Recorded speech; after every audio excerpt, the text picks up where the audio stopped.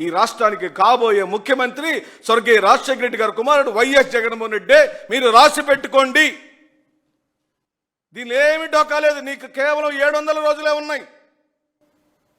ఈ 700 రోజులలో నువ్వు మేలు కలిగితే మేలు చేయి, లేకపోతే చేత కాకుండా ఉంటే చేతులు కట్టుకొని ఉండండి. కానీ మమ్మల్ని నిందించు, నోరు పారేసుకొని నువ్వు నీ వయసుకు తగ్గట్టుగా మాట్లాడమని, ఒకటి మాట అంటే నిన్ను 10 మాటలు అనగలుగుతామని చెబుతూ మమ్మల్ని డ్రగ్స్ వాళ్ళు అన్నావు, గంజాయి బ్యాచ్ అంటున్నావు, పిన్నమ్మ తాళిబొట్లు దించేసామంటున్నావు.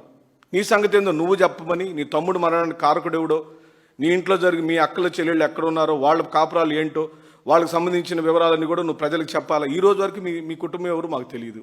మా కుటుంబం అంటే మీరు ఎన్టీఆర్ కుటుంబం చూపిస్తారు.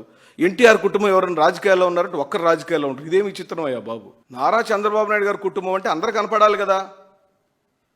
చంద్రబాబు నాయుడు గారు తమ్ముడు కనపడాలి, తమ్ముడు పిల్లలు కనపడాలి, చెల్లెళ్ళు కనపడాలి, అక్కలు కనపడాలి, మామయ్యలు కనపడాలి కదా.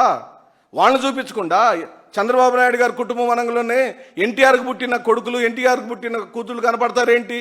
ఓకే, మంచిది, మీరందరూ ఒక కుటుంబం. మరి ఆ కుటుంబ సభ్యులు ఎవడు నీ తెలుగుదేశం పార్టీలో లేరేంది?